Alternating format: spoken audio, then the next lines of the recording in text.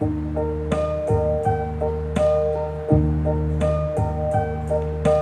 now the end is near, and so I face the final curtain. My friend, I'll make it clear, I'll state my case, of which I'm certain. I've lived a life that's full, I've traveled it, and every highway and more. Much more than this, I did it my way. Regrets, I had a few, but then again, too few to mention. I did what I had to do, and saw it through without exemption. I played each heart of cards, each careful step along the byway, and more, much more than this, I did it my way. Yes, there were times, I'm sure you knew, when I bit off more than I could chew. But through it all, when there was doubt, I ate it up and spit it out. I faced it all when I stood tall and did it my way. I laughed and cried, I had my fear, my share of losing. And now, as tears subside, I find it all so amusing to think I did all that, and may I say, not in a shy way. Oh no, not me, I did it my way. For what is a man, what has he got, if not himself? Then he has not to say the things he truly feels, and not the words of one who kneels. The record shows I took the blows and did it my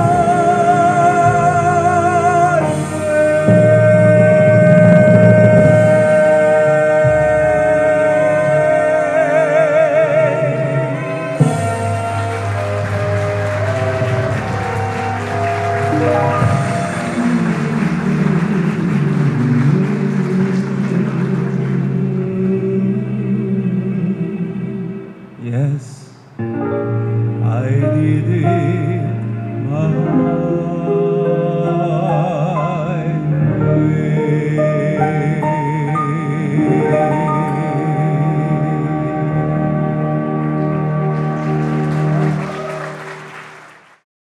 A partir da questão número 615 de O Livro dos Espíritos, Kardec começa a discutir com os espíritos a respeito das leis divinas. E Kardec vai perguntar aos espíritos se a lei divina está inscrita em nós, se nós temos conhecimento desta lei. E os espíritos vão ao longo das perguntas esclarecendo que esta lei, ela é natural, assim, e governa todos os fenômenos, e que o homem, pouco a pouco, vai se dando conta dela. Que como cada encarnação é solidária uma à outra, elas vão se somando na percepção, na compreensão, e isso vai aprofundando a noção do saber divino, que é o intelecto afinado com o conhecimento superior, e do sentir divino, que é o sentimento alinhado com a percepção da lei divina. Então, este movimento de desenvolvimento, ele vai acontecendo de forma gradual. Aí Kardec pergunta assim para os espíritos na questão 621: aonde está inscrita a lei de Deus? E os espíritos respondem: na consciência.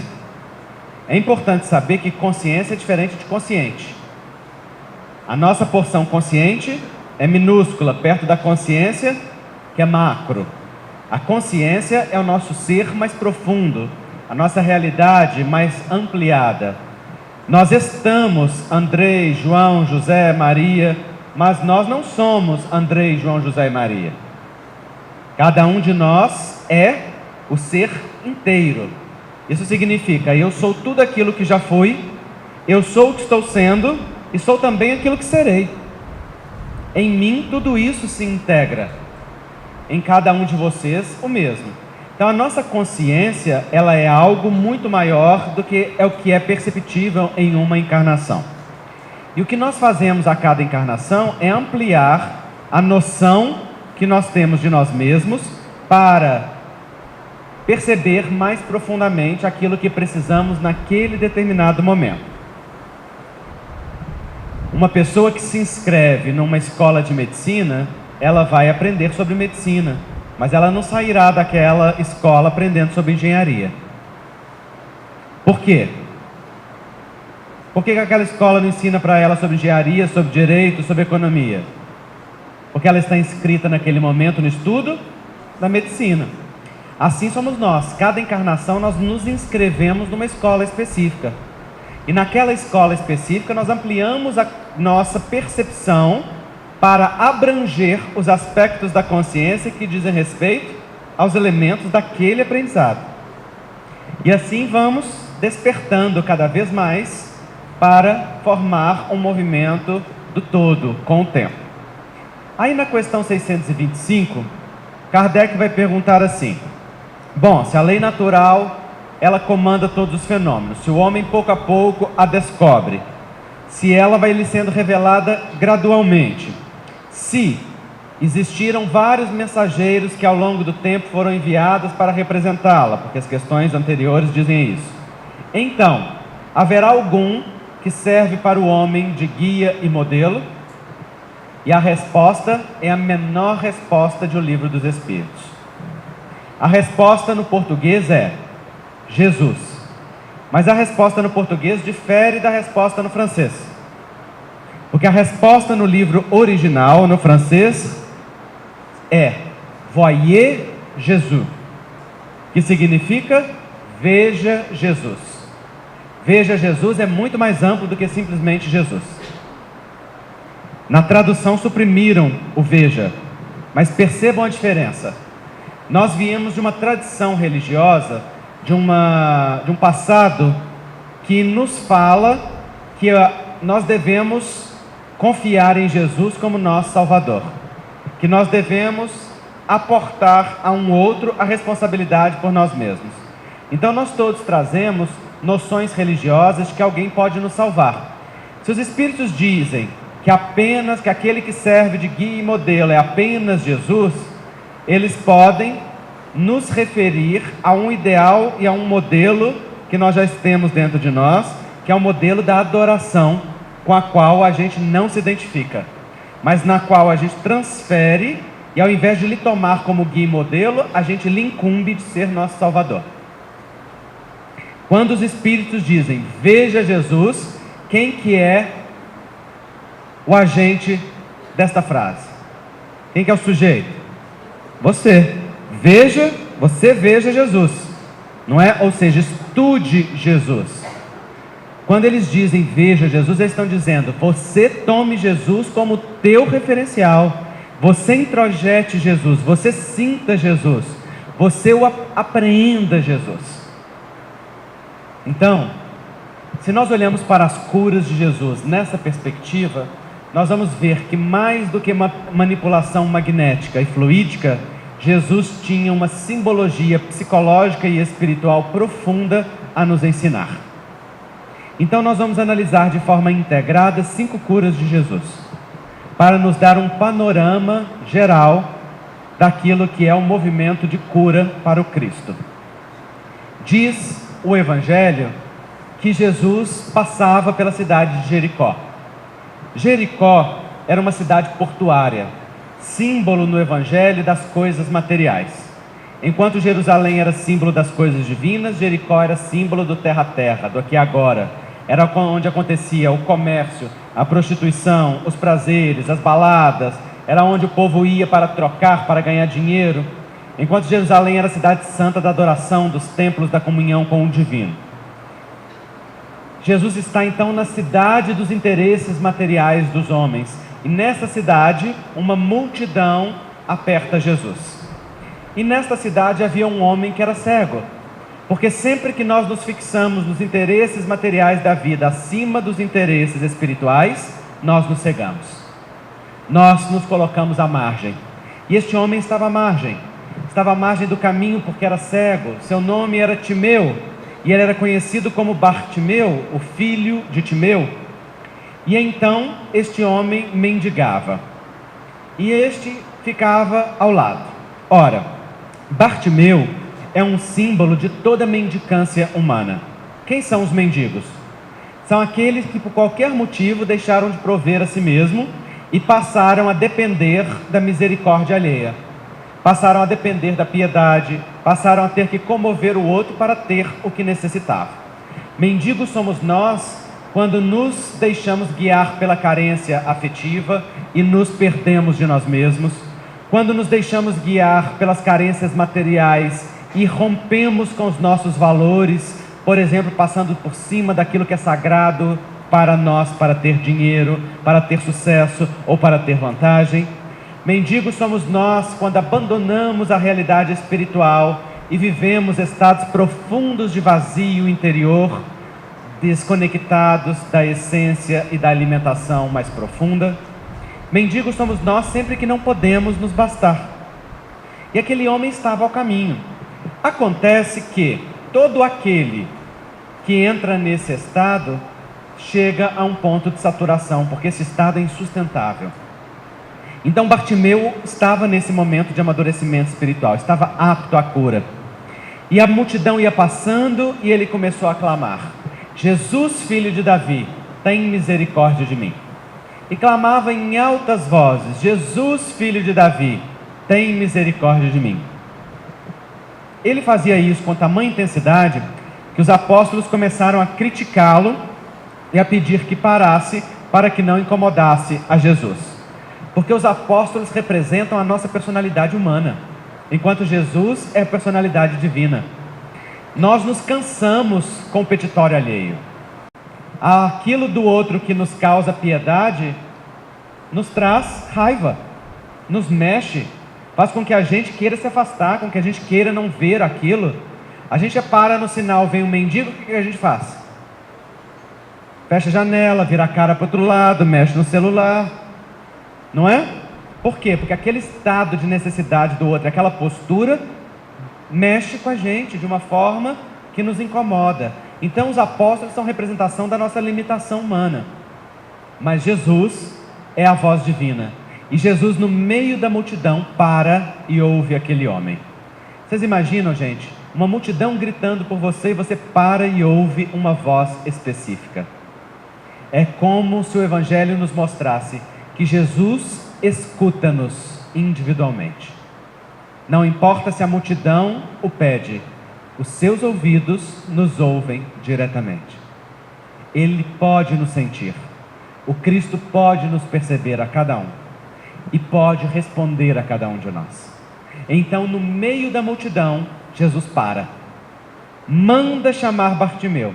E olha que interessante essa postura do Cristo. Por que ele manda chamar Bartimeu?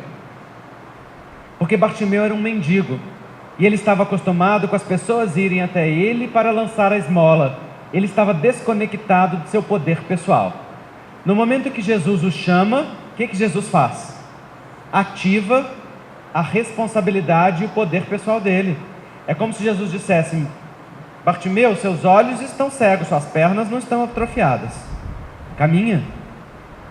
É possível dar passos mesmo quando a gente não enxerga. Os passos da fé, os passos da confiança, os passos da entrega, os passos da parceria, os passos de se deixar cuidar. Então Jesus chama, e o evangelista Marcos, narrando esta cura, ele é especialmente atento, e ele diz que Bartimeu, lançando de si a capa, levanta e vai ter com Jesus. O que é a capa?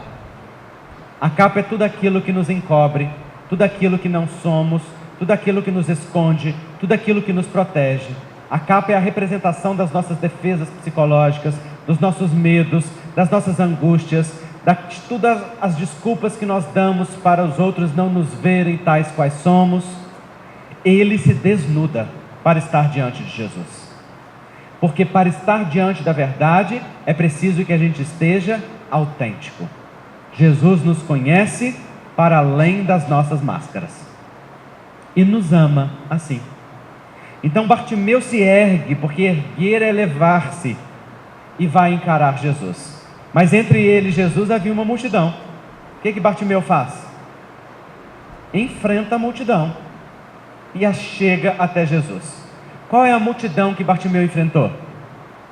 A multidão dos seus medos, da sua baixa autoestima, do desvalor do outro, das opiniões alheias, do que a sua família pensa, do que seus amigos pensam. Bartimeu enfrentou toda a multidão limitante que queria calá-lo e mantê-lo na condição de mendigo necessitado. Ele só ergue-se na sua dignidade pessoal para olhar para Jesus no mesmo nível. É que quando Jesus chama, não é possível ficar inerte. Quando Jesus nos dá uma voz de comando, é preciso atendê-lo. E na hora que ele está diante de Jesus, Jesus faz uma pergunta para ele profundamente sábia. Jesus pergunta para ele: Bartimeu, o que queres que eu te faça? Será que Jesus não sabia o que Bartimeu tinha? Será que Jesus não sabia o que Bartimeu queria? Jesus conhecia e sabia. No entanto, a pergunta de Jesus é: Bartimeu, eu sei o que você precisa e bem sei o que eu tenho para oferecer. Mas dentre o que você precisa e o que eu tenho para oferecer, o que você está pronto para receber? Jesus devolve para ele a ação da cura. Pergunta para ele: qual é o passo que você está pronto para dar? E Bartimeu é obrigado, numa profunda técnica pedagógica, a mergulhar dentro de si, olhar para o seu coração e dizer: o que eu quero? E responder a Jesus: Senhor, que eu veja. Porque ver é muito mais do que enxergar. Enxerga quem tem a retina íntegra, que recebendo o impulso luminoso lhe transforma em impulso eletroquímico, que percorre o nervo óptico até chegar ao córtex occipital para ser interpretado. Esse fenômeno é fisiológico. Enxergar qualquer um enxerga, mas ver somente aquele que interpreta o que enxerga, dando sentido e significado para a sua vida. Bartimeu lhe pede: Senhor, que eu consiga dar valor àquilo que eu enxergo, que eu consiga ver aquilo que ainda não vejo, que eu tenha olhos de perceber aquilo que eu não percebo. E Jesus, vendo a maturidade se fazendo no coração de Bartimeu, lhe diz: vá, a tua fé te curou.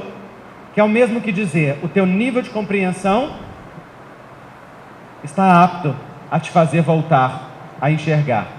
É possível que a cura se faça em ti. Jesus lhe doa o fluido magnético que restitui a integralidade da retina, ou do nervo óptico, onde quer que fosse o problema dele. Então, a pergunta para nós diante do Bartimeu é: qual é a nossa vontade diante do Cristo? O que nós estamos pedindo a Jesus? Jesus também pergunta aos nossos corações: o que queres que eu te faça? E qual é a resposta? É uma resposta de sabedoria ou é uma resposta de aniquilamento interior? É uma resposta de expansão ou uma resposta de restrição? É uma resposta de empoderamento ou uma resposta de dependência? É uma resposta de autonomia ou é uma resposta de aprisionamento? O que é que você quer de Jesus? O que queres que eu te faça? Pergunta o Cristo. Então os olhos curados de Bartimeu agora veem o caminho por onde caminhar. Mas Jesus continua, e nós vamos encontrá-lo no Templo de Jerusalém, numa piscina chamada Piscina de Betsaida, ou por outros de Piscina de Betesda. Esta piscina era um tanque no Templo de Jerusalém, aonde os enfermos ficavam nos alpendres ao redor, porque dizia a lenda que de tempos em tempos viria um anjo, balançava as águas, e o primeiro que nela se atirasse seria curado das suas enfermidades. Então se acotovelavam nos seus alpendres enfermos de várias procedências, todos eles com a mesma característica: eles imaginavam que a cura viria por um movimento de fora. Jesus, em nova postura terapêutica, vai até um homem. Não espera que o homem venha até ele. Jesus o procura. Vira para ele, que estava há 38 anos enfermo, e pergunta: queres ficar são? Olha que pergunta de Jesus. Olha que postura. Jesus está perguntando para ele assim: a sua vontade está ativa para promover a saúde? E então ele, diante daquela pergunta, se sente perdido e responde para Jesus vitimistamente: ah, Senhor, mas quando vem um anjo e balança as águas, outro rapidamente se lança à minha frente, e eu não consigo ser curado. É como se ele dissesse: querer eu até quero, mas não consigo. É a desculpa de todo mundo que ainda não quer. É a desculpa de todos que ainda não acionaram os recursos para fazer. Porque a gente só não faz aquilo que a gente ainda não decidiu fazer. Quando a gente decide fazer algo, se a gente não sabe como fazer, a gente vai lutar para conquistar os meios para fazê-lo. Mas a gente acaba fazendo. Porque quem decide, vai na direção daquilo que é decidido. Mas quem diz eu não posso, na verdade está dizendo: eu ainda não quero. Porque ainda tem algum ganho em permanecer assim. Porque ainda não reconheço a potencialidade em mim para fazê-lo. Porque ainda tenho medo de fazê-lo. Porque ainda não sei o que vai ser da minha vida se eu me curar. Tem muitas e muitas respostas para isso. Mas Jesus ignora aquele homem como se mostrar que dentro dele havia já maturidade, e diz para ele novamente: queres ficar são? E como aquele homem se cala, Jesus percebe que ele captou a mensagem. Ele sai da postura de vítima e olha para Jesus agora com a vontade ativada, como a dizer: aqui há esperança. E então Jesus diz para ele: levanta, toma tua cama e anda. E aquele homem tem os seus membros instantaneamente curados, regenerados, e ele se põe a andar e sai a adorar a Deus, diz o Evangelho. Interessante perceber que Jesus não sai curando o resto do alpendre. Jesus curou o homem e saiu. Fico imaginando a cara dos outros enfermos, não é? Mas também aquilo tinha um sentido para os outros que estavam ao redor. É como se dissesse assim: a oportunidade só chega para aquele que está preparado. Talvez Jesus tenha curado mais algum e a gente não tenha conhecimento, que os evangelhos não narrem, não é verdade? Então, por que Jesus mandou aquele homem levar a sua cama? Ele não nasceu enfermo, ele estava enfermo há 38 anos. Jesus manda ele levar a cama para quê? Para não deixar o pêndulo bagunçado? Não. Porque aquela cama eram uns 38 anos de experiência dele. Jesus está dizendo para ele: vai para o futuro levando consigo todo o aprendizado do seu passado. Anda para as direções novas da vida, trazendo consigo tudo o que você aprendeu nessa trajetória. Porque não é justo que você se perca mais uma vez neste processo. É necessário. Depois, diz o Evangelho, que tempos depois Jesus vai encontrar novamente com esse homem no templo. E vai dizer para ele: eis que já está são. Não tornes a pecar para que não te suceda algo pior.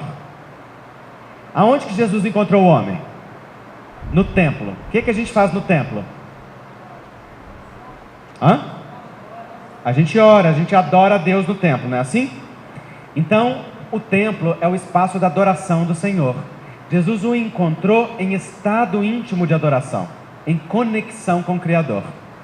O espírito Joseph Gleber, em um dos lindos livros da associação, que é um dos que vocês têm aí, que se chama Homem Sadio, ele vai dizer que saúde é a real conexão criatura-criador, e a doença, o contrário momentâneo de tal fato. Saúde é a real conexão criatura-criador, e a doença, o contrário momentâneo, uma momentânea desconexão. Ora, se aquele homem estava no templo em adoração, ele estava em conexão.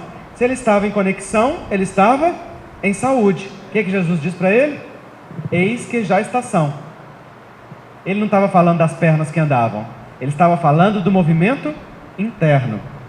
Mas o mesmo espírito Joseph Gleber, neste mesmo livro, nos explica que os estados de saúde são temporários, porque nós temos ainda atitudes fragmentadas, que não se permanecem ao longo do tempo. E temos várias áreas nossas que ainda não foram curadas.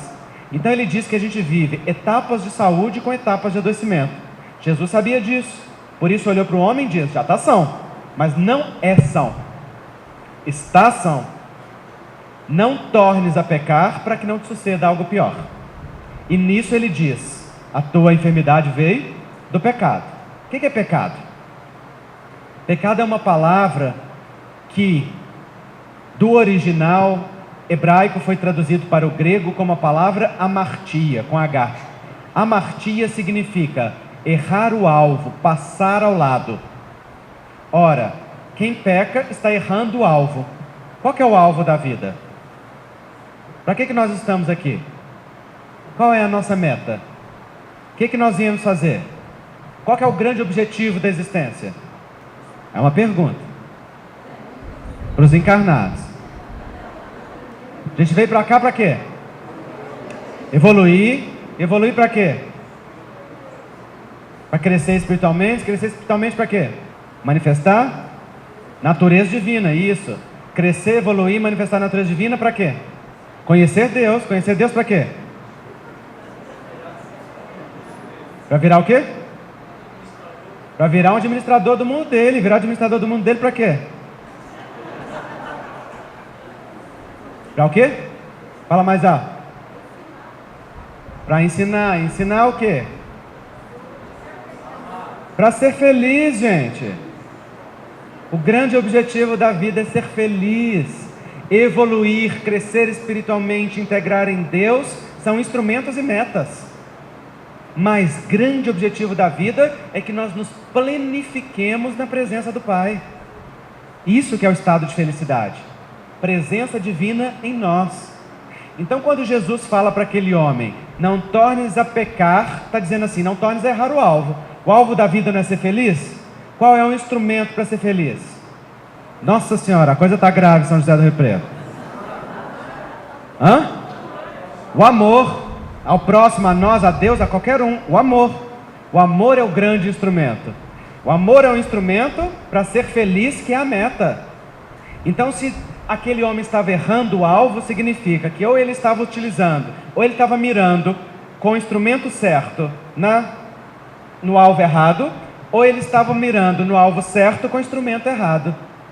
Se ele estava amando, mas mirando no alvo errado, ele estava desperdiçando o amor dele. Se ele estava mirando na felicidade, mas não estava utilizando o amor, ele estava errando o alvo. Então Jesus estava dizendo para aquele homem: não torne a abandonar o amor como instrumento de vida, não torne a colocar o seu alvo em outra coisa que não seja a sua felicidade como filho de Deus, para que você não necessite da vida um instrumento pedagógico mais potente. Então o olhar curado de Bartimeu, que vê a vida, precisa caminhar nas pernas do paralítico da piscina, na direção do alvo certo. E assim nós vemos Jesus prosseguir. E vamos encontrá-lo diante dos 10 leprosos, que diante dele dizem a ele: Senhor, se quiser, podes limpar-nos. E ele diz: eu quero. Vão e se apresentem ao sacerdote.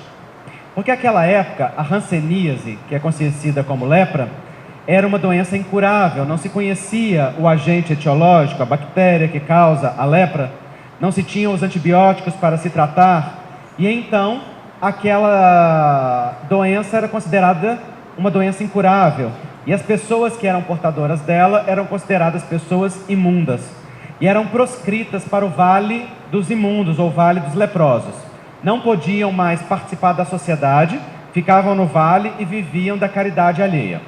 Mas dizia a lei mosaica que se alguém fosse limpo de alguma coisa considerada imunda, deveria se apresentar ao sacerdote para que o sacerdote atestasse a cura e aquela pessoa pudesse ser reintegrada na sociedade.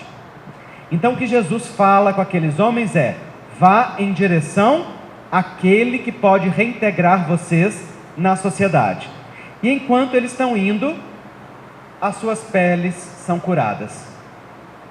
Ora, a lepra é uma doença que afeta o tecido cutâneo, a pele e os tecidos subjacentes a ela, as cartilagens e o sistema nervoso, a ponto da pessoa perder a sensibilidade à dor, à pressão e perder as partes, porque vão caindo ali. O que é a nossa pele? A pele é tudo aquilo que faz limite com o mundo. A pele é onde nós terminamos e onde começa o que é externo a nós. É através da pele que nós somos delimitados. É através da pele que nós sentimos o contato com o outro. Sentimos a temperatura do ambiente, sentimos o tato, a pressão, sentimos a dor. A pele é sensibilidade, ela é comunicação, ela é limite. O que é o sistema nervoso? É o sistema de funcionamento do corpo, é a fiação do corpo, é a usina de energia do corpo. Então nós perdemos a sensibilidade da pele para sentir os impulsos que comunicam ao nosso cérebro que nós temos algo aqui causando dano, que é o que é a dor.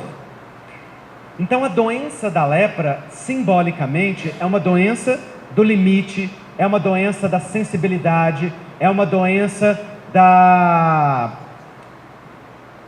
individuação, é uma dificuldade de estabelecer um limite entre eu e o próximo, de perda da sensibilidade nesta relação, a ponto de me deixar invadir e ser violentado, e a ponto de invadir e violentar o outro, não respeitando limites. É algo que nos isola no vale da nossa solidão, no vale da nossa dificuldade pessoal. Então, quando Jesus cura a lepra e manda que as pessoas se apresentem ao sacerdote, Jesus está dizendo: vão se reintegrar na sociedade da qual vocês se apartaram, e façam isso com sensibilidade, façam isso sentindo a relação com o outro, façam isso com sensibilidade para reagir ao estímulo que o outro traz. É como se Jesus dissesse que o olhar curado de Bartimeu precisa caminhar agora nos caminhos enxergados através da ação ativa da perna do paralítico da piscina de Betesda, com comunhão com o Criador, para integrar-se na sociedade com sensibilidade e ação social. É que cada um de nós é chamado a ser um agente transformador do meio no qual nós nos encontramos. Cada um de nós foi chamado a florescer onde Jesus nos plantou. E se a gente olha para as nossas mãos e ainda está cheio de semente, é hora de começar a plantar. Se a gente olha para trás e não vê flores, as sementes ainda estão nas mãos. E é hora de florescer no caminho que a vida te plantou. Semeando bênçãos, semeando presença de qualidade com aqueles que estão ao nosso redor. Então vemos Jesus prosseguir e encontrar com aquele que era considerado o endemoniado gadareno. Era um homem que era considerado endemoniado e vivia na cidade de Gadara, vivia nos sepulcros. E Jesus então procura este homem, porque ninguém havia conseguido curá-lo. E este homem, então, entrando em transe mediúnico, que ele estava, na verdade, permanentemente, era um estado de possessão, como Kardec a classifica. Os espíritos, através da psicofonia atormentada daquele homem, dizem a Jesus: que temos contigo, Jesus de Nazaré, pedimos que não nos atormentes. E então Jesus manda que eles saiam dos homens. E eles pedem que ao menos possam entrar naquela manada de porcos que ali está. E eles vão para a manada de porcos, e a manada de porcos se precipita sobre um precipício, morrendo e afogando-se todos. Assim está descrito lá. Porque aqueles espíritos eram de uma natureza vibracional tão inferior que estava no nível animalesco daqueles animais que ali estavam. Haviam reduzido-se aos impulsos automáticos do seu cérebro reptiliano. Haviam negado as conquistas do cérebro mamífero e do córtex frontal, as zonas mais modernas da área cerebral que dizem respeito aos impulsos do ser consciente e do ser iluminado. Estavam apenas na sua expressão animal, portanto, estavam assemelhadas àquele animal ali que representa o impulso animalesco que traziam em si. Mas aquele homem tinha o direito de ser restituído à sua liberdade.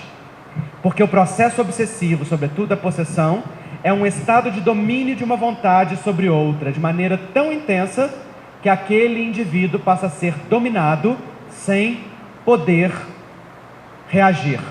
É que foi cedendo a sua vontade de forma consciente para outra vontade, até chegar ao ponto de perder a sua autonomia.